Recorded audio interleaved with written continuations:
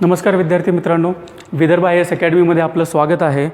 आज मी आपल्यासमोर आहे राज्यसेवा मुख्य परीक्षेच्या इंटिग्रेटेड बॅचमधून आणि आपण माझ्यासोबत डिस्कस करणार आहोत राज्यसेवेसाठीचा आपला GS पेपर 2 जो आहे, ज्याचं नाव पॉलिटी आणि गव्हर्नन्स आहे। तत्पूर्वी माझं थोडंसं इंट्रोडक्शन। माझं नाव फयाज शेख आहे आणि 2019च्या राज्यसेवा परीक्षेमध्ये माझी कक्षा अधिकारी या पदावर निवड झाली होती। त्याआधी IBPS PO 6मधून माझी बँक ऑफ महाराष्ट्रामध्ये प्रोबेशनरी ऑफिसर म्हणून निवड झाली होती आणि इंटेलिजन्स ब्युरोमध्ये ACIO 2 या पोस्टवर पण माझी निवड झाली होती। हे आहे विदर्भ IAS अकॅडमीचं ॲप। त्याचा लोगो असा दिसतो। एज्युकेशन ट्री मीडियाने हे ॲप बनवलेलं आहे।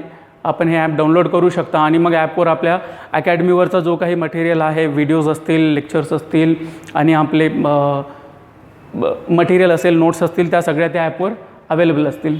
आता हा आमचा प्रोजेक्ट आहे MPSC राज्यसेवा मुख्य परीक्षा टू द पॉईंट बॅच संपूर्ण कोर्स अधिकाऱ्याकडून। तर आम्ही सगळे जे अधिकारी आहोत, मित्र आहोत, आम्ही प्रिपरेशन करत असताना म्हणा किंवा आता सध्या निकाल लागल्यापासून म्हणा, आमचं सारखं डिस्कशनमध्ये हा विषय निघायचा की एक अशी परिपूर्ण अशी स्वरूपाची बॅच आपण काढली पाहिजे किंवा काहीतरी केलं पाहिजे। मग सागर सर माझे कॉलेजचे क्लासमेटच आहेत, त्यांच्याशी कॉन्टॅक्ट झाला, मग त्यांनी त्यांचा प्लॅटफॉर्म अवेलेबल करून दिला आणि आम्ही मग हा एक प्रोजेक्ट घेऊन आलेलो आहोत आणि इथे आपला राज्यसेवा मुख्य परीक्षेचा संपूर्ण सिलेबस आमचा कव्हर करण्याचा प्रयत्न राहील।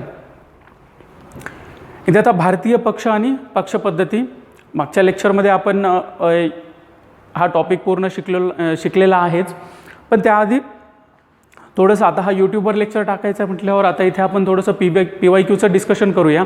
पण त्याआधी थोडंसं एक GS 2चा संपूर्ण डिटेल्ड स्ट्रॅटेजी लेक्चर तुम्हाला जर हवा असेल तर तो मी यूट्यूबवर टाकेनच, पण आता हा PYQचा लेक्चर आहे आणि तो पहिल्यांदाच मी यूट्यूबवर आलो आहे, त्यामुळे मला वाटतं की थोडंसं आपण GS 2च्या स्ट्रॅटेजीबद्दल कमीत कमी 5 मिनटं बोललं पाहिजे।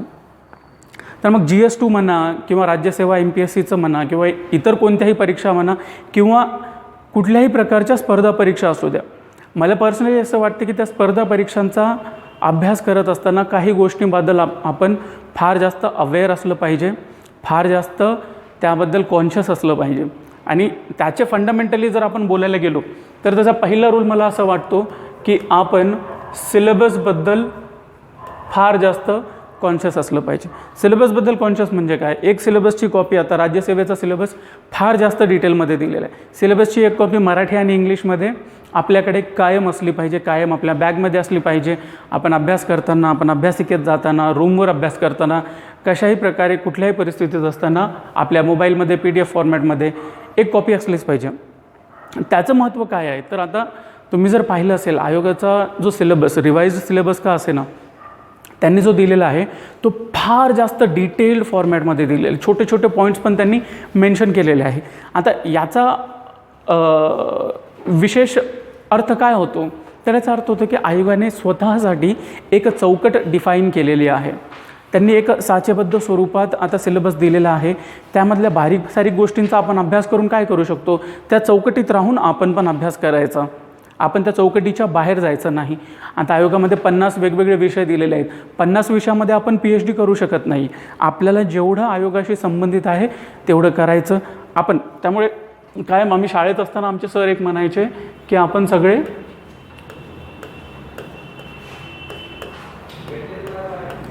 मार्क्सवादी बनलं पाहिजे। इथे आपलं देणं घेणं फक्त आणि फक्त मार्क्सची आहे। PhD आपल्याला करायची नाही आहे। जर आपण PhD करत बसलो प्रत्येक शब्दामध्ये, प्रत्येक विषयामध्ये अननेसेसरी मटेरियल वाचत बसलो तर मग आपलं काही हे विषय निघणार नाही, आपल्या काही पोस्ट निघणार नाहीत आणि मग वर्षानुवर्षे त्यात वाया जातील। त्यामुळे सगळ्यात महत्त्वाचं आहे सिलेबसची चौकटी जी आयोगाने सांगितलेली आहे त्या चौकटीत राहून आपल्याला अभ्यास करायचा आहे। आता मुळात ती चौकट फार मोठी आहे आणि बऱ्याच वेळा आयोग त्या चौकटीच्या पलीकडे जाऊन पण प्रश्न विचारतो, तो भाग वेगळा, बट आपण डिसिप्लिनमध्ये राहत अभ्यास करायचा। दुसरा काय तर संदर्भ साहित्य, पुस्तके, मटेरियल, रेफरन्स मटेरियल जे काही असेल। होतं काय की आता आपण MPSCचा अभ्यास सुरू केला, मार्केटमध्ये गेलो तर मार्केटमध्ये प्रत्येक विषयावर भाराभर पुस्तके आहेत, प्रत्येक पुस्तकामध्ये बराच फापट पसारा आहे। मग नवीन विद्यार्थी असताना, नवीन आपण अभ्यास सुरू केलेला असताना आपल्याला माहीत नसतं की कुठल्या विषयाचा अभ्यास कसा करू, कुठल्या विषयाचं मटेरियल कोणतं वापरू. अच्छा, मटेरियल वापरतानाही काय होतं, आपण समजा एक्स बुक वाचत आहोत, कोणीतरी आपला एक मित्र येतो, चहा घेत असताना चर्चा चालू असते तेव्हा तो म्हणतो की अरे हे जे मार्केटमध्ये वाय जे बुक आहे त्या बुकमधून मागच्या राज्यसेवेला 4 प्रश्न आलेले आहेत. मग लगेच आपण डिस्ट्रॅक्ट होऊन जातो आणि आपण वाय बुक पण घेतो. वाय बुक घेतल्यानंतर लगेच कुणीतरी भेटतं झेड बुक घेऊन तो त्याचा अभ्यास चालू असतो. किंवा आपण असा अभ्यास करत बसलेलो आहोत, असं थोडंसं साईडला पाहिलं, दुसऱ्या डेस्कवरचा जो मुलगा आहे तो कुठलं तरी विचित्रच एक मॅगझिन घेऊन बसलेला आहे. आपण म्हणतो की अरे बाबा तू हे का वाचतोस. त्याचं उत्तर असतं की नाही, या मॅगझिनमधून बऱ्याच वेळा प्रश्न आलेले आहेत. मग आपण जे वाचत आहोत एक्स मॅगझिन, त्याच्या ॲडिशनमध्ये त्याचं मॅगझिन पण वाचतो. मग यामुळे काय होतं, यामुळे आपला गोंधळ होऊन जातो.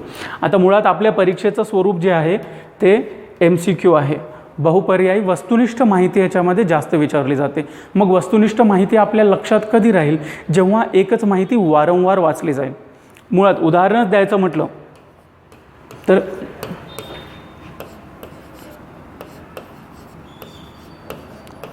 15 ऑगस्ट 1947 हे काय आहे, एक फॅक्च्युअल डेटा आहे, डेट आहे, फिगर आहे, वस्तुनिष्ठ माहिती आहे. पण आपणा सर्वांना हे माहीत आहे. का माहिती आहे, जे लोक म्हणतात की मला काही डेट्स वगैरे पाठवत नाही, मला फॅक्च्युअल डेटा पाठवत नाही, त्यामुळे MPSC फालतू आहे, त्या लोकांना पण ही डेट माहिती आहे. का माहिती आहे, तर यांनी लहान असल्यापासून वारंवार ही डेट जी आहे ती वाचलेली आहे, ऐकलेली आहे. मूवीजमध्ये, सिरियल्समध्ये, कशा ना कशामध्ये वारंवार ही गोष्ट त्यांनी ऐकलेली आहे. त्यामुळे ही गोष्ट त्यांच्या एक फॅक्च्युअल डेटा असून पण मनात रुतली आहे. मग आपल्याला काय करायचं आहे, हा जो MCQ फॉर्मॅट जो आहे आपल्या पुस्तकाचा, त्यामुळे आपल्याला संदर्भ ग्रंथ जे आहेत आपले रेफरन्स मटेरियल जे आहे त्यांना लिमिटेड ठेवायचे. मोजकं मटेरियल आपल्याला वारंवार वाचायचं आहे. एवढ्या वारंवार वाचायचे की MCQमध्ये जे विचारणारा डेटा जो आहे तो आपला पाठ होऊन जाईल. कशा प्रकारे, या डेटा प्रकारे. ठीक आहे. तर अप्रोच आपल्याला अशा प्रकारचं ठेवायचं आहे एक. आणि ऑब्व्हियसली जेव्हा आपण एखादं पुस्तक वाचू तेव्हा ते आपल्याला स्टँडर्डच वाचायचं आहे.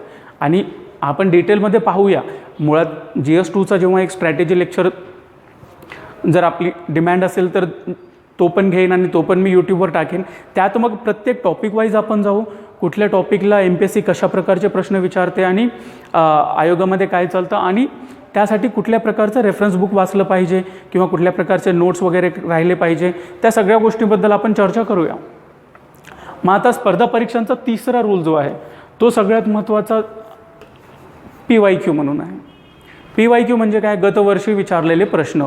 मग काय करायचं, 2012ला नवीन सिलेबस आला होता, 12 ते 19 तो चालला, 20मध्ये त्याला अजून रिवाईज केलं. फक्त फार छोटे मोठे बदल झालेत.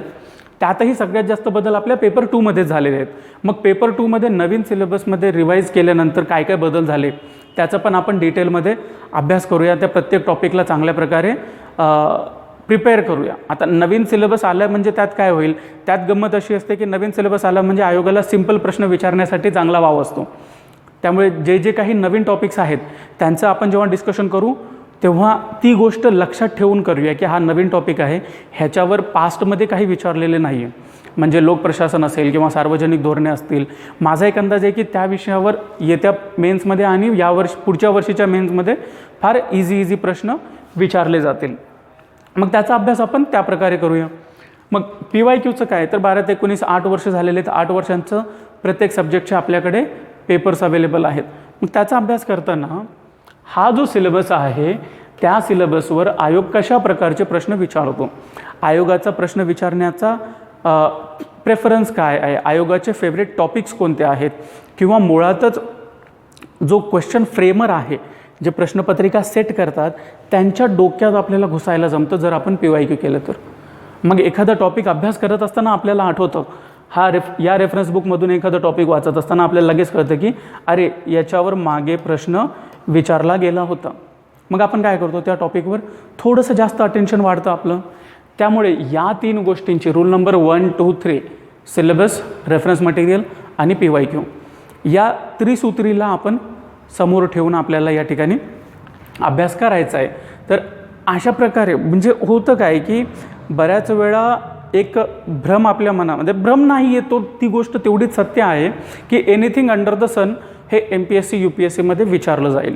मग अभ्यासाचा आवाका पण आपण तेवढा जास्त वाढवण्याचा प्रयत्न करतो. पण एक ते त्यामुळे काय होऊन जातं, मग ते कविमनासारखं, कविमन कसं असतं ते भरकटत जातं. जे दिसेल ते वाचायचं, जे आवडलं ते जेव्हा वाटलं तेव्हा वाचायचं. आपल्याला अप्रोच तसा नाही ठेवायचं.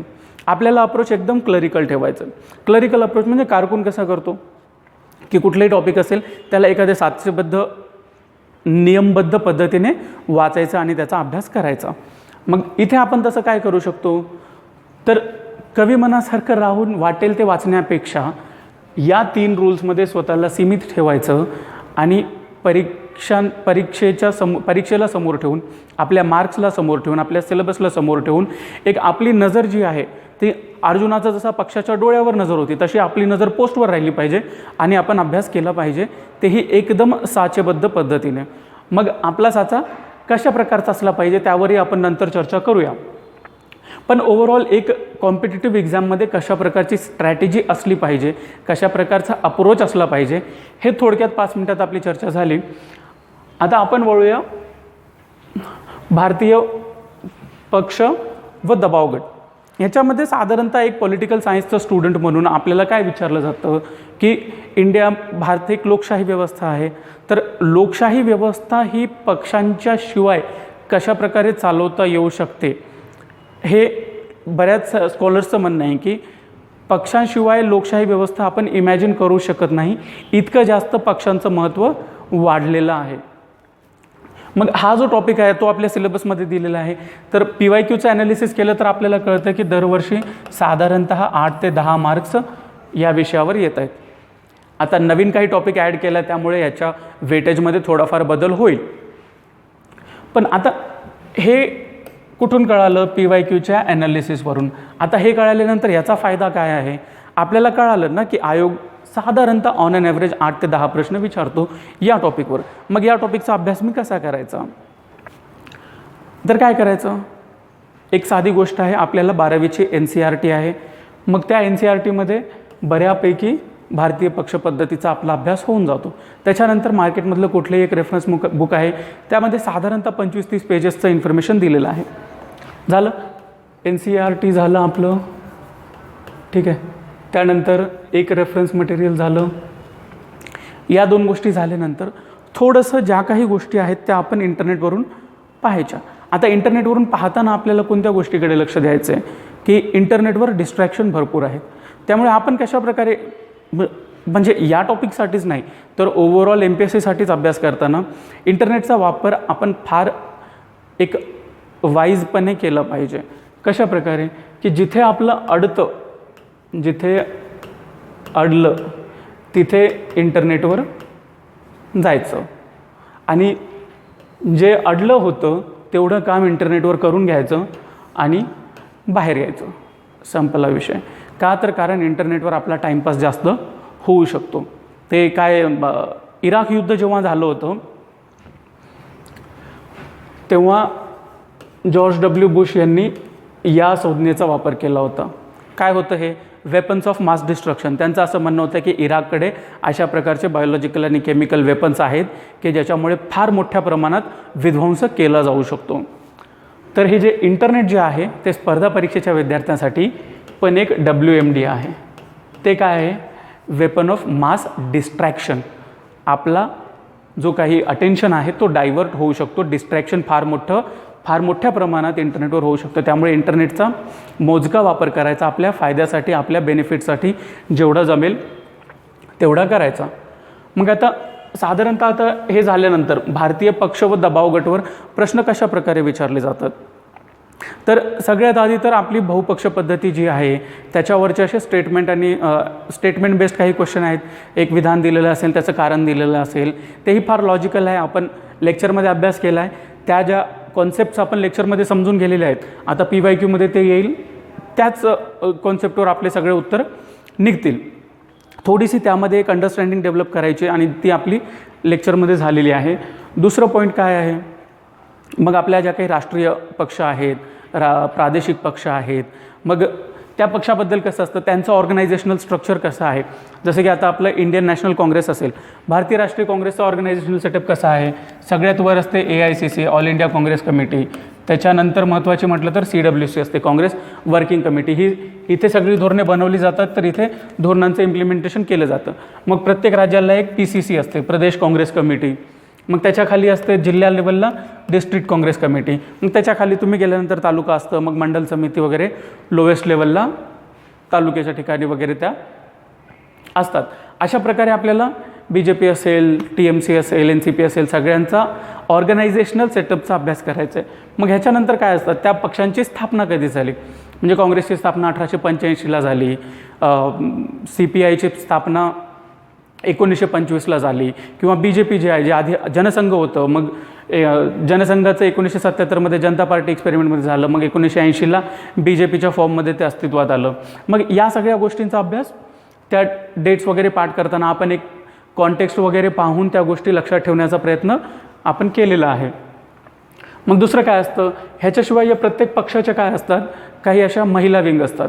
मग काँग्रेसच्या महिला विंग किंवा CPIMच्या महिला विंग, त्यांची नावे काय आहेत, या सगळ्यांचे स्टुडंट युनियन पण असतात. मग स्टुडंट युनियन कसं आहे, आता ABVP जे आहे, अखिल भारतीय विद्यार्थी परिषद, हे BJPशी ॲफिलिएटेड स्टुडंट विंग आहे. किंवा मग कामगार युनियन पण असतात. मग ते इंटक, AITUC वगैरे सगळे कामगार युनियनचा पण थोडासा हिस्ट्री टेस्ट करूया, आणि कुठल्या ह्याची पक्षाची कुठली कामगार युनियन आहे, त्या प्रकारे पण आपल्याला प्रश्न विचारले जाऊ शकतात.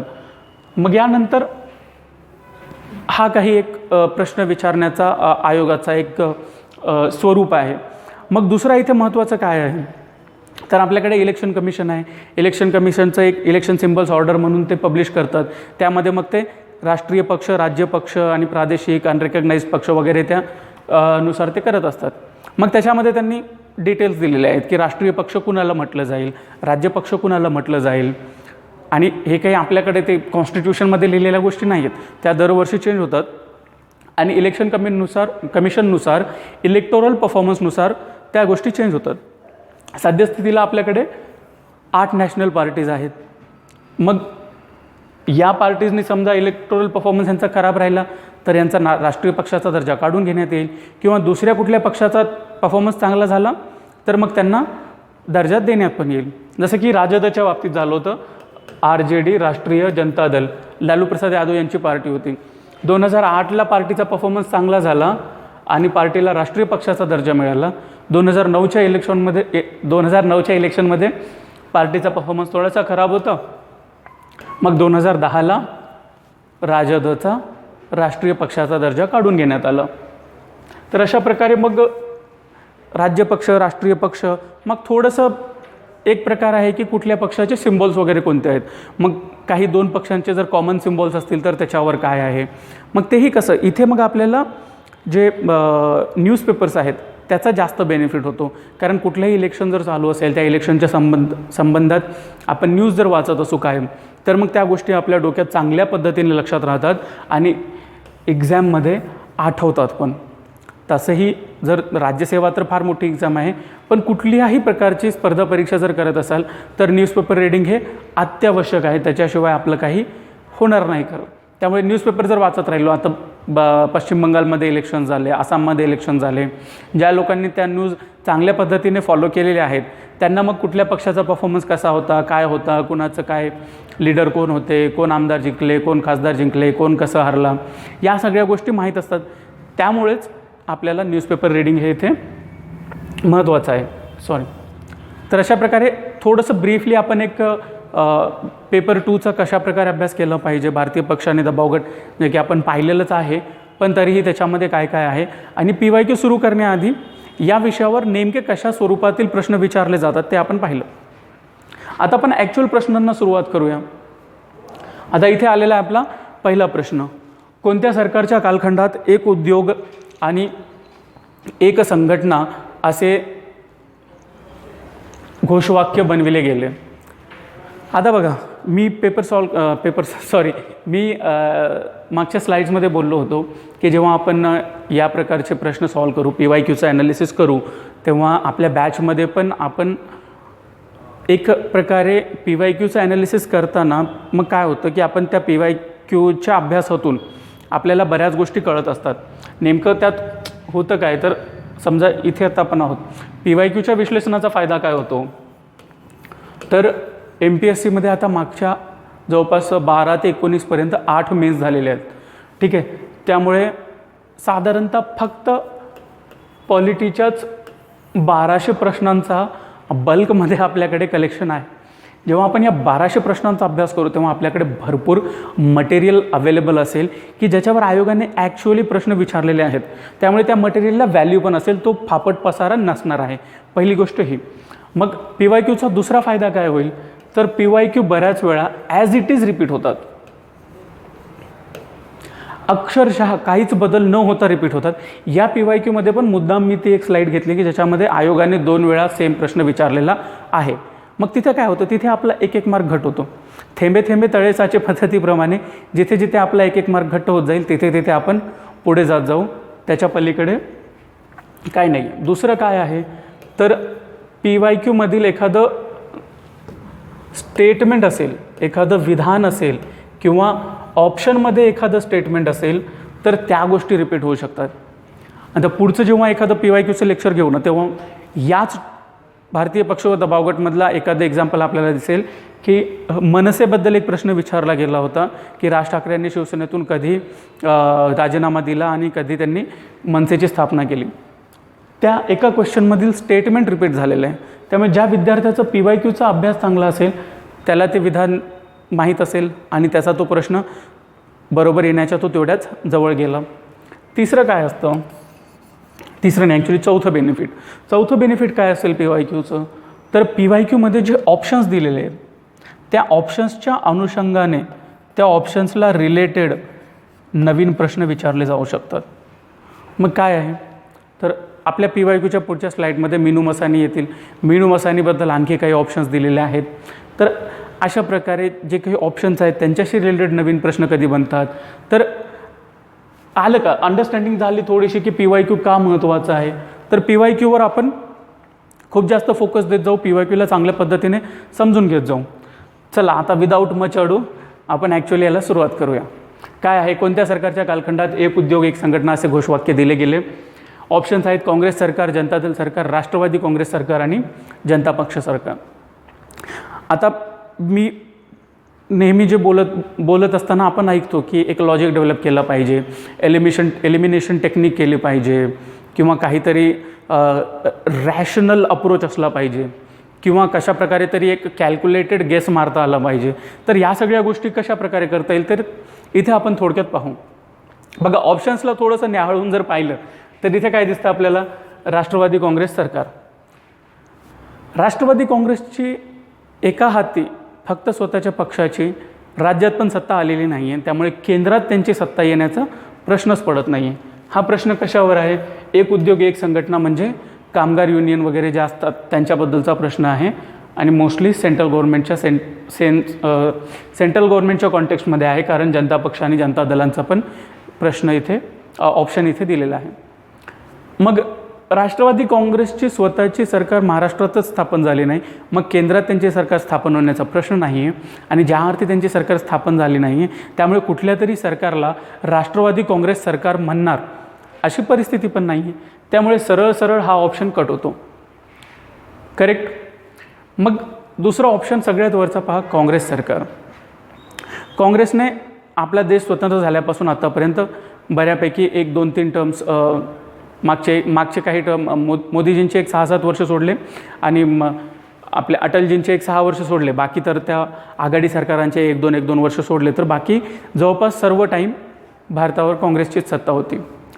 मग जेव्हा एका पर्टिक्युलर घोषवाक्याबद्दल प्रश्न विचारलेला आहे तेव्हा तो कुठल्या तरी एका पर्टिक्युलर सरकारच्या एका टर्मबद्दल राहील. पूर्ण काँग्रेस सरकारच्या 60-70 वर्षाबद्दल राहील का, एवढं ब्लँकेट स्टेटमेंट असेल का, नसणार आहे. मग समजा ऑप्शन 1मध्ये जर असं लिहिलं असतं की इंदिरा गांधी यांच्या कालखंडात झालं होतं तर मग आपण विचार केला असता, किंवा राजीव गांधी यांच्या कालखंडात झालं असतं तरी देखील आपण विचार केला असता. पण पूर्ण काँग्रेस सरकारच्या कालखंडात घोषवाक्य दिले काय, थोडंसं लॉजिकली ते डोक्यात न घुसणारं वाटते. त्यामुळे आपण काँग्रेस सरकार हा ऑप्शन पण कट करूया. आता राहिलं जनता दल सरकार आणि जनता पक्ष सरकार. आता साधारणतः जनता दलच्या ज्या 2 आल्या होत्या त्या कधी व्ही पी सिंग यांच्या काळात आली होती 1989 ते 91, व्ही पी सिंग आणि चंद्रशेखर. आणि मग नंतर एच डी देवेगौडांच्या काळात जवळपास 96 ते 98च्या पिरियडमध्ये होते. पण या दोन्ही टाईमला आधी याला नाव होतं राष्ट्रीय मोर्चा, नॅशनल फ्रंट. आणि इथे एच डी देवेगौडांच्या काळात होतं, आय के गुजराल यांच्या काळात याला नाव होतं युनायटेड फ्रंट किंवा संयुक्त मोर्चा. यापैकी दोन्ही वेळेस जेव्हा जनता दल सरकारमध्ये होतं त्याला जनता दल सरकार असं नाव नव्हतं. पण तुम्ही जर पॉलिटिकल सायन्सचा अभ्यास केला असेल, तुम्ही न्यूजपेपरमधले एडिटोरियल्स वगैरे वाचलं असेल, कुठेतरी तुम्हाला वारंवार तुम्ही ऐकलेलं आहे की जनता पक्ष सरकार, जनता पार्टी गव्हर्नमेंट किंवा जनता एक्सपेरिमेंट पण त्याला म्हटलं जायचं, की आणीबाणी 75 ते 77पर्यंत होती. मग इंदिरा गांधींच्या विरोधात त्या काळातील सगळे मोठे मोठे लीडर्स आणि मोठ्या मोठ्या ज्या पार्टीज होत्या त्या सगळ्या एकत्रित आल्या. इंदिरा गांधींच्या विरोधात थोडंसं जनतेमध्ये आक्रोश होता आणि त्या इलेक्शन हरल्या होत्या आणि जनता पार्टीचं सरकार आलं होतं. मोरारजी देसाई तेव्हा PM झाले होते. तर फक्त आपल्या या लॉजिकल इन्फॉर्मेशननुसारही आपण या प्रश्नाचा आन्सर काढू शकतो. आयोगाने पण हेच आन्सर दिलेलं आहे. तर जे आपण साधारणतः ट्रिक्स वगैरे म्हणतो, तर असं ट्रिक्स वगैरे काही नाही आहे. थोडंसं आपल्याला नॉलेज असलं पाहिजे, थोडंसं आपण डोकं वापरून ऑप्शन्सकडे पाहिलं पाहिजे आणि डोकं चालवलं पाहिजे की कशाप्रकारे काय इथे माझ्यासाठी काही रस्ता आहे का, कुठून तरी मी निघू शकतो का, कुठून तरी घुसू शकतो का, हे आपल्याला पाहायचं आहे. मग हे झाल्यानंतर आता नेक्स्ट क्वेश्चन आहे. इथे बघा, आता आपण लेक्चरमध्ये ज्या गोष्टी पाहिल्या होत्या आपल्या कॉन्सेप्च्युअल अंडरस्टँडिंगच्या, त्याच नेमक्या इथे आहेत. उदारमतवादी लोकशाहीत राजकीय पक्ष दलाल म्हणून काम करीत असतात. आणि दुसरं कारण त्याचं दिलेलं आहे, हितसंबंधांचे एकत्रीकरण हे राजकीय पक्षांचे सगळ्यात महत्त्वाचे कार्य आहे. आता उदारमतवादी लोकशाही म्हणजे कोणती लोकशाही? ज्या लोकशाहीमध्ये नागरिकांना काही हक्क दिलेले आहेत, नागरिकांच्या हक्कांचं संवर्धन केलं जातं, एक वैयक्तिक स्वातंत्र्य नागरिकांना दिलेलं आहे, एकंदरीत एका इंडिव्हिज्युअलला सोसायटीमध्ये मानाचं स्थान दिलेलं आहे. अशा लोकशाहींना काय म्हणतो आपण? उदारमतवादी लोकशाही. याच्या ऑपोजिट जर एखादी लोकशाही असेल की जिथे व्यक्तीला स्वातंत्र्यच नसेल किंवा विशेष करून धार्मिक स्वातंत्र्य जे आहे, एखाद्या व्यक्तीला धार्मिक स्वातंत्र्य नसेल तर मग त्याला आपण उदारमतवादी लोकशाही म्हणू का? नाही म्हणता येणार. असो, महत्त्वाचं इथे आहे दलाल. तर राजकीय पक्ष दलाल आहेत का? तर आहेत. काय होतं? राजकीय पक्षांची स्थापना कशासाठी होते? इथे राजकीय पक्ष स्थापन झाले, ते काय करतात? ते इथे जनता आहे, सॉरी दिसतंय ना, इथे राजकीय पक्ष स्थापन झाले, ते जनतेमध्ये जातात, जनतेमध्ये एक आपला जाहीरनामा घेऊन जातात की तुम्ही आम्हाला वोट द्या, आम्ही सरकारमध्ये आल्यानंतर अमुक अमुक कामे करू. मग या जनतेकडून वोट घेऊन ते इलेक्शन जिंकल्यानंतर त्यांची सरकार स्थापन करतात. करेक्ट? मग हे इथे सरकार स्थापन झालं, हे सरकार जनतेसाठी काम करत असतं, यांच्यामध्ये राजकीय पक्ष आहेत. समजा जनतेला काही प्रॉब्लेम आला, कधी कधी जनता सरकारशी डायरेक्ट बोलू शकत नाही, तेव्हा जनता पक्षांच्या ऑफिसमध्ये जाते. पक्षांच्या ऑफिसमध्ये जाऊन म्हणते की बाबा तुमची सरकार आहे, काहीतरी आमच्यासाठी करा. मग पक्षाचे जे अध्यक्ष आहेत ते CM किंवा PM जे आपल्या पक्षाचे आहेत त्यांना म्हणतात की पब्लिकमध्ये अशी डिमांड आहे, जर आपण ती फुलफिल नाही केली तर पुढच्या इलेक्शनला आपण इलेक्शन हरू शकतो. मग सरकार काहीतरी ते काम करते. म्हणजे काय झालं? सरकार आणि जनता यांच्यामधील दुवा म्हणून काम करते राजकीय पक्ष. त्यामुळे हे जे विधान आहे ते करेक्ट आहे. दुसरं विधान काय आहे? कारण म्हणून जे दिले, हितसंबंधांचे एकत्रीकरण हे राजकीय पक्षांचे सगळ्यात महत्त्वाचे कार्य आहे. हितसंबंधांचे एकत्रीकरण म्हणजे काय? की समाजातील जे विविध घटक आहेत त्यांच्या प्रत्येकाच्या काही इश्यूज असतात, काही समस्या असतात, त्यांच्याशी रिलेटेड त्यांच्या काही मागण्या असतात. मग त्या मागण्या ते काय करतात? ते त्या पक्षांना सांगतात. कशा प्रकारे? समजा आता राष्ट्रवादी काँग्रेस पार्टी हा एक पक्ष आहे. मग राष्ट्रवादी काँग्रेस पार्टीचे पब्लिकमध्ये बरेचसे कार्यकर्ते आहेत किंवा त्यांच्या नेत्यांचा जनतेशी संबंध असतो. मग ते काय करतात? जनतेकडून इनपुट घेत असतात. काय असतात जनतेकडून इनपुट? काय येतात की बाबा ठीक आहे, आम्हाला गव्हर्नमेंट जॉब्स तुम्ही सरकारमध्ये आलात तर वाढवा, किंवा या प्रकारच्या रोड्स आणि या प्रकारच्या सर्व्हिसेस आम्हाला अवेलेबल करून द्या, किंवा आमच्या जिल्ह्यामध्ये ट्रेन नाही आहे तुम्ही ट्रेन आणा, किंवा आम्हाला आरक्षण पाहिजे तुम्ही आरक्षण द्या. अशा प्रकारच्या समाजातील विविध घटकांचे जे काही हितसंबंध आहेत त्यांचं एकत्रीकरण म्हणजे त्यांचं ॲक्युम्युलेशन हे पक्ष करत असतात.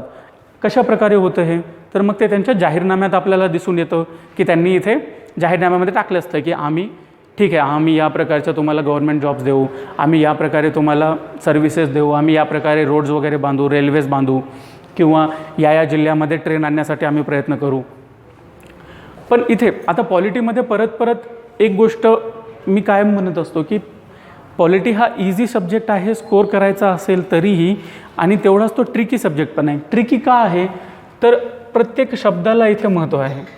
इथे एक काम आहे की सगळ्यात महत्त्वाचे, आता या शब्दामुळे काय होतं की हितसंबंधांचे एकत्रीकरण हे काम पॉलिटिकल पार्टीज करतात, पण त्याच्याशिवायही बऱ्याच संघटना आहेत, म्हणजे ज्या काही NGOज असतील ते पण काय करतात, हितसंबंधांचे एकत्रीकरण करतात.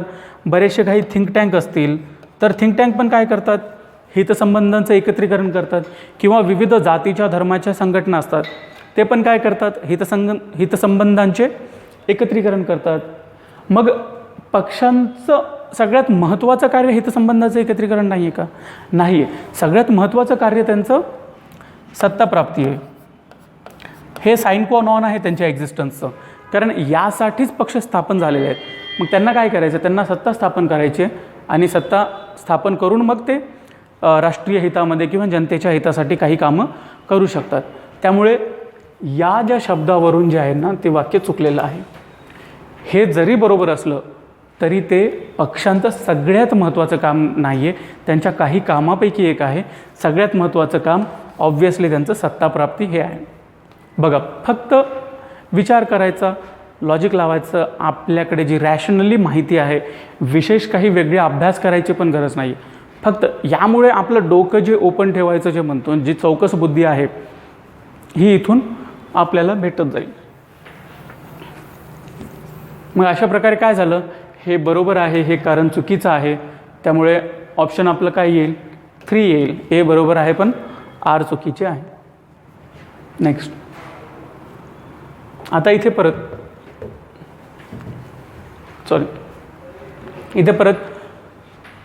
कॉन्सेप्च्युअल प्रश्न आहे. बहुपक्ष पद्धती समाजाचे अधिक चांगले प्रतिनिधित्व करते असे म्हटले जाते. दुसरा आहे, अनेकतावादापेक्षा बहुपक्ष पद्धती ही निवडणूक प्रक्रियेचा परिपाक आहे. आता बहुपक्ष पद्धती म्हणजे काय की मल्टिपल पार्टीज असतील, जसं की आपल्या भारतात आहेत. आपल्या भारतात जवळपास 8 प्रादेशिक पक्ष आहेत, 50-60 काहीतरी 8 राष्ट्रीय पक्ष आहेत, 50-60 प्रादेशिक पक्ष आहेत, जवळपास 1,500पेक्षा जास्त अदर रेकग्नाइज अनरजिस्टर्ड किंवा अनरिकग्नाइज पार्टीज वगैरे आहेत. त्यामुळे बहुपक्ष पद्धतीपेक्षा मी तर म्हणे की बहुत ज़्यादा पक्ष आहेत आपल्याकडे. त्यामुळे ते आपल्याला इथे पाहायचं आहे की हे समाजातील अधिक प्रत्येक वर्गाचं प्रतिनिधित्व करतं का, तर ते करतं. कशा प्रकारे करतं, तर आपल्याकडे बहुपक्ष असल्यामुळे काय होतं, आपल्याकडे प्रत्येक जातीची एक पार्टी आहे, आपल्याकडे प्रत्येक धर्माची एक पार्टी आहे, आपल्याकडे प्रत्येक भाषेसाठी एक पार्टी आहे, आपल्याकडे प्रत्येक राज्यासाठी एक पार्टी आहे. त्यामुळे प्रत्येक समाजातील घटकाला रिप्रेझेंटेशन मिळालेलं आहे, म्हणून हे चांगलं प्रतिनिधित्व करतं. दिस इज मोर डेमोक्रॅटिक. मग अनेकतावादापेक्षा बहुपक्ष पद्धती, आता बहुपक्ष पद्धती भारतात आहे, याचं साधारणतः कारण आपण काय म्हणतो की भारतात जास्त प्लुरलिझम आहे, डायव्हर्सिटी आहे, विविधता आहे. पण मग विविधता तर अमेरिकेत पण आहे. अमेरिकेत तर किंबहुना फार जास्त विविधता आहे इंटरनॅशनल स्वरूपाची. कशा प्रकारे तिकडे भरपूर सगळ्या देशातून लोक आलेले आहेत. तिकडे काळे, गोरे, पिवळे सगळ्या प्रकारचे लोक आहेत. तिकडे आपलं हे जर पाहिलं आपण भाषा जर पाहिल्या तर इंग्लिशच नाही तर तिकडे फ्रेंच आहे, स्पॅनिश आहे, जर्मन आहे, आपली रशियन आहे, चायनीज आहे, सगळ्या भाषा बोलणारे लोक तिकडे आहेत, पोर्तुगीज. पण मग तिकडे का नाही आहे, तर तिकडची जी निवडणूक प्रक्रिया जी आहे, तिकडचं जेव्हापासून संविधान आलं आणि जेव्हापासून तिकडे निवडणुका सुरू झाल्या, पहिल्या इलेक्शनपासूनच तिकडे इलेक्टोरल प्रोसेसच अशी आहे की तिकडे 2 मेजर पक्ष हे आतापर्यंत राहिलेले आहेत. असं नाही की तिकडे दुसरे पक्ष नाही आहेत, ग्रीन वगैरे पार्टीज तिकडे आहेत, पण सगळ्यात जास्त महत्त्वाचे 2 पक्ष आहेत. आणि आपल्या इंडियामधली जी इलेक्टोरल प्रोसेस आहे, जी फर्स्ट पास द पोस्ट असेल किंवा आधीपासूनच आपली जी इलेक्शन कमिशनने ज्या प्रकारे प्रत्येक पार्टीला रेकग्नाईज केलं आहे की त्या सगळ्यांचं जर पाहिलं तर असं दिसून येतं की भरपूर वेगवेगळ्या कंट्रीजमध्ये विविधता जास्त असूनही तिकडे 2 पार्टीजच आहेत आणि आपल्याकडे 2 पेक्षा जास्त आहेत. तर त्याचं कारण फक्त आणि फक्त विविधता नाही आहे, तर निवडणूक प्रक्रियेचा तो परिपाक आहे. त्यामुळे आता इथे पाहिलं तर आपण आपलं विधान पण बरोबर आहे, कारण पण बरोबर आहे. पण थोडंसं लक्ष देऊन पहा इथे, हे जे कारण आहे ते या विधानाचं कारण आहे का? विधान काय म्हणतं? बहुपक्ष पद्धती समाजाचं अधिक चांगलं प्रतिनिधित्व करते. याचं कारण काय दिलं पाहिजे होतं की बहुपक्ष पद्धतीमध्ये विविध समाज घटकांसाठी वेगवेगळे पक्ष असतात, त्यामुळे प्रतिनिधित्व एन्श्युअर केलं जातं. पण तसं नाही आहे. इथे बहुपक्ष पद्धतीचं जे कॉन्सिक्वन्स आहे की ती कशामुळे अस्तित्वात आली ते दिलेलं आहे. त्यामुळे हे कारण बनत नाही. ठीक आहे. तर मग आपण काय म्हणू शकतो? सॉरी, ए आणि आर दोन्ही बरोबर आहेत, पण हे स्पष्टीकरण, कारण, त्याचं एक्सप्लेनेशन नाही आहे, म्हणून हे आपलं ऑप्शन 2 बरोबर आलं. तर बघा, हे परत लॉजिकल होतं. जर आपल्या कॉन्सेप्ट्स क्लिअर नसतील तर मग इथे आपण प्रॉब्लेममध्ये येऊ शकतो. त्यामुळे समजून घेऊन अभ्यास करणं महत्त्वाचं आहे. आता परत हे जे आपण जे NCERTचा उल्लेख केला होता की 12वीची NCERT आपल्यासाठी का महत्त्वाची आहे, तर हा प्रश्न डायरेक्टली तिथून आलेला आहे. काय आहे प्रश्न? खालीलपैकी कोण स्वतंत्र पक्षाचे नेते नव्हते? आता इथे थोडंसं स्वतंत्र पक्षाचा जर आपण अभ्यास केला, आपल्याला माहीत असेल तर स्वतंत्र पक्ष 1955 आठवा, 1955ला काँग्रेसचं आवडी येथे एक अधिवेशन झालं होतं. आवडी अधिवेशनामध्ये त्यांनी काय म्हटलं की सोशलिस्टिक पॅटर्न ऑफ सोसायटी, समाजवादी व्यवस्थेवर भारतीय समाजाची रचना करायची आहे. मग त्याचीच परिणती कशात झाली? जेव्हा इंदिरा गांधी आल्या आणि 1976ला मग त्यांनी काय केलं? आठवा सगळ्या गोष्टी, 42वी घटना दुरुस्ती केली. 42व्या घटना दुरुस्तीमध्ये सोशलिझम नावाचा, समाजवाद नावाचा शब्द, सोशलिझम नावाचा शब्द त्यांनी इतर 2 शब्दांसोबत, टोटल 3 शब्द ॲड केले होते है ना. तर त्याच्यामध्ये सोशलिझम हा शब्द त्यांनी ॲड केला होता सेक्युलरिझम आणि इंटिग्रिटीसोबत. मग हे 1955ला जेव्हा आवडी सेशनमध्ये म्हटलं की आम्हाला समाजवादी सोसायटी इस्टॅब्लिश करायची, तेव्हा सी राजगोपालाचारी जे होते ते थोडंसं उदारमतवादी होते, थोडेसे लिबरल होते, ते इकॉनॉमिक सेन्समध्ये. मग त्यांनी काय म्हटलं की यार तुम्ही फार जास्त समाजवादाकडे झुकत आहात, हे काही बरं नाही. आपल्याला थोडंसं मार्केट बेस्ड इकॉनॉमी पाहिजे, थोडंसं individual freedom, pro choice, pro business असलं पाहिजे. म्हणजे काय की उद्योगधंद्यांना वाव द्या, लोकांना बिझनेस करायचं असेल तर त्याला वाव द्या, व्यक्तिगत स्वातंत्र्याला वाव द्या. या प्रकारे सी राजगोपालाचारी हे उजवे त्या सेन्समध्ये आपल्याला म्हणता येईल. मग इथे आपल्याला PC जोशी दिसत आहेत. PC जोशी हे कम्युनिस्ट पार्टी ऑफ इंडियाचे मेंबर होते, त्यांचे चिटणीस पण राहिलेले आहेत. मग मेरठ गटामध्ये त्यांना अरेस्ट पण केलं गेलं होतं. मग यांच्यासारखा माणूस अशा कॅपिटलिझमला फेवर करणाऱ्या पार्टीचा मेंबर असू शकतो का? नाही. त्यामुळे बाकी सगळं काही जरी माहीत नसलं, फक्त एवढं माहिती आहे की स्वतंत्र पक्ष जो आहे तो समाजवादाच्या विरोधात म्हणून आला होता आणि PC जोशी कम्युनिस्ट पार्टीचे मेंबर होते, तेवढ्याहीवरून आपण थोडासा गेस करून आन्सर लिहू शकतो. मीनू मसानी हे एक पारसी फ्रीडम फायटर होते. त्यांनी राजकोट वगैरेमधून ते लोकसभा सदस्य वगैरे पण होते आणि तेही थोडंफार त्यांच्या सोशलिस्ट इन्क्लिनेशन जरी असल्या तरीही 1955च्या आवडी सेशनच्या ते विरोधात होते. नेहरू संबंध पण त्यांचे हे झाले होते. आता KM मुन्शी पण घटना समितीचे सदस्य पण होते आणि फार मोठे इन्फ्लुएन्शियल लीडर पण होते. नंतरच्या काळात त्यांचं VHP वगैरे पण त्याचे विश्व हिंदू परिषदचे ते फाउंडिंग मेंबर्सपैकी एक होते. मग साहजिकच आहे, मग स्वतंत्र पक्ष पण कॅपिटलिझम वगैरे किंवा उजवा पक्ष होता. मग यांनी VHPमध्ये फाउंडिंग मेंबर होते, त्यामुळे तोही थोडेसे उजवे असतील. असं थोडंसं काहीतरी लॉजिक लावायचा, कुठेतरी काहीतरी विचार चालायचा, डोकं चालवायचं. असो तर इथे आपले PC जोशी आन्सर आलं. पूरणचंद जोशी हे त्यांचं नाव होतं.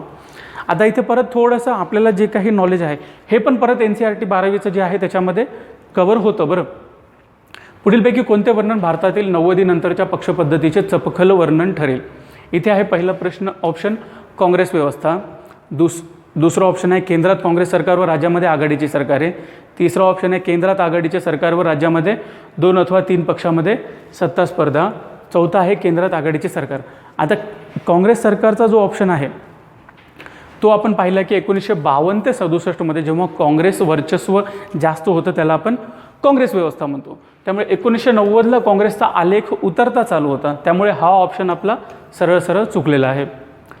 मग दुसरा आहे केंद्रात काँग्रेसचे सरकार. आता 1990चा दशक आठवा, तेव्हा केंद्रात काँग्रेसचं सरकार होतं का? 1989ला नॅशनल फ्रंट घेऊन VP सिंग आले, ते चाललं 1991पर्यंत. VP सिंग प्लस चंद्रशेखर हे 2 पंतप्रधान झाले.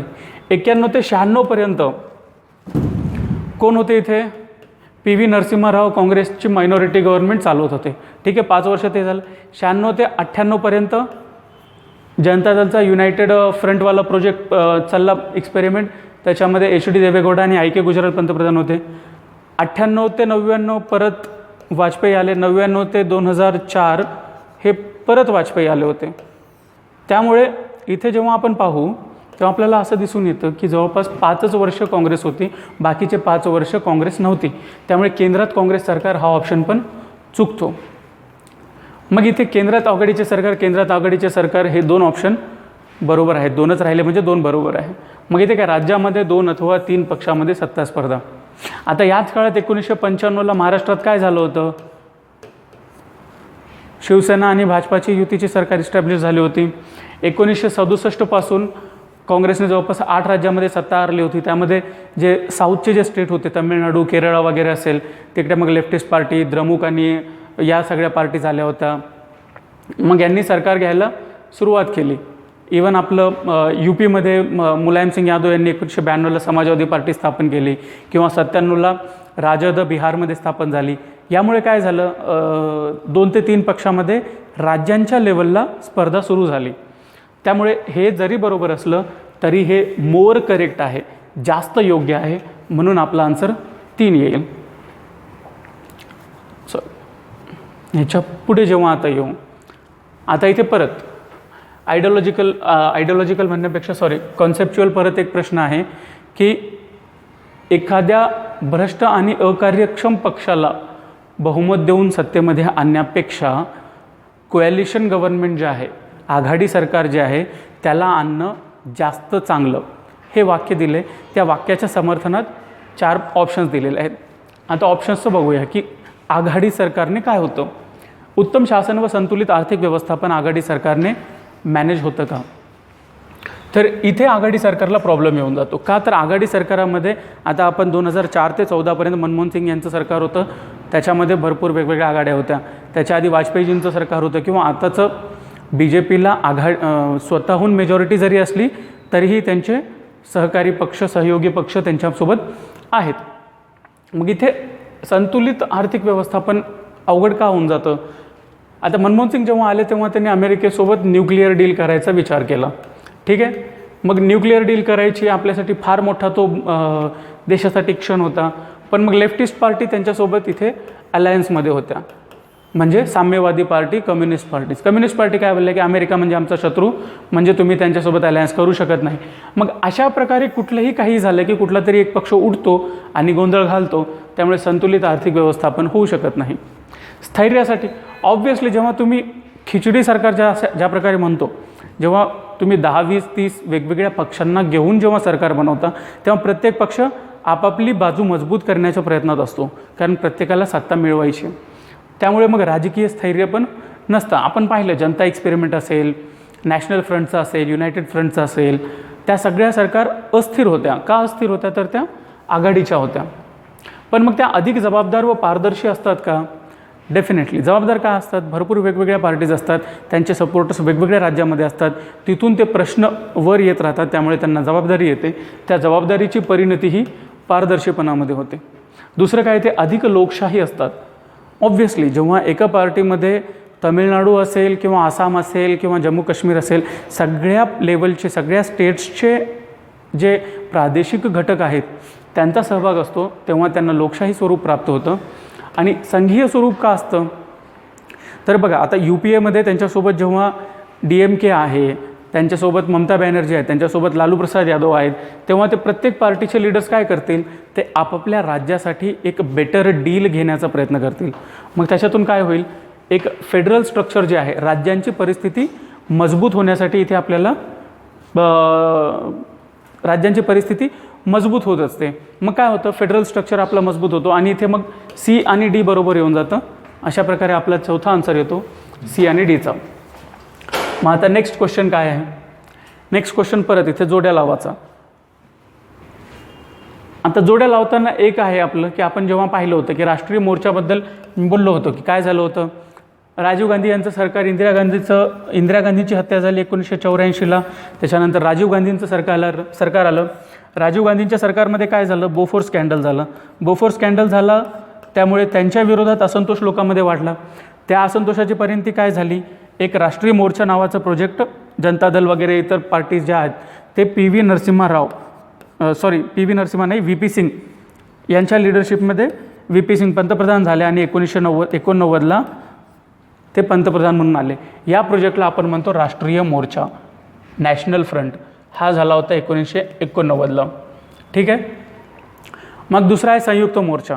मग 91 ते 96 पी व्ही नरसिम्हारावचं मायनॉरिटी गव्हर्नमेंट चाललं. 96 ते 98पर्यंत परत अशा प्रकारे आपलं आघाडी सरकार आलं होतं, खिचडी गव्हर्नमेंट. त्याच्यामध्ये काय चाललं होतं, एच डी देवेगौडा आणि आय के गुजराल यांच्या लिडरशिपमध्ये ते चालू होतं. मग इथे झालं तुमचं संयुक्त मोर्चा, हा आला 1996ला. आता मग UPAचं जे सरकार आहे, मनमोहन सिंगाच्या गव्हर्नमेंटमध्ये 2004ला काँग्रेसचं सरकार आलं होतं, आपण सगळ्यांना माहिती आहे. हे इथे झालं. हे NDAची जी स्थापना आहे ती ॲक्च्युली 1998ला झाली होती. 1998ला NDAचं सरकार आलं. परत मग वर्षभराने 1999ला परत एक इलेक्शन झालं आणि ते चाललं 2004पर्यंत. पण आयोगाने इथे 1997 दिले आणि तोही एकच ऑप्शन शिल्लक राहिला. त्याच्यानुसार गेले की आपल्याला आन्सर या ठिकाणी येऊन जातो. मग आता याच्या पुढे बघा. आता परत PYQ का करायचं, तर यामुळे करायचं. मागचाच प्रश्न होता, आता परत एक प्रश्न आला. म्हणजे काय झालं, आपला प्रश्न रिपीट झालेला आहे. मग इथे दिसते बघा, 1999 ते 2004 आपली राष्ट्रीय लोकशाही आघाडी म्हणजे NDA ज्याला म्हणतो आपण. 1989 ते 90 हा राष्ट्रीय मोर्चा, व्ही पी सिंग पंतप्रधान होते तेव्हा. 96 ते 97 झाला, HD देवेगौडा पंतप्रधान होते. 2004 ते 9 परत संयुक्त पुरोगामी आघाडी, मनमोहन सिंग इथे पंतप्रधान झाले होते. तर अशा प्रकारे आपला प्रश्न रिपीट झाला. तर यासाठी आता आपलं जे डिस्कशन झालं इथे PYQच्या संदर्भात, तर आपण परतही याच्यावर काही लेक्चर्स वगैरे घेऊया. अशा प्रकारे आपला एक छोटा सेक्शन जो आहे भारतीय पक्ष आणि दबाव गट इथला संपलेला आहे. बाकी आणखी प्रश्न आपण घेऊ. तर आता हा यूट्यूबवर आलेला लेक्चर आहे. कसा वाटला तेही कळवा. आणखी कशा विषयावर किंवा कुठल्या टॉपिक्सवर तुम्हाला यूट्यूबवर लेक्चर्स हवे असतील तेही सांगा. तेही आपण पाहूया काय करता येईल त्याबद्दल. तर थँक्यू व्हेरी मच. परीक्षेसाठी सगळ्यांना शुभेच्छा. धन्यवाद.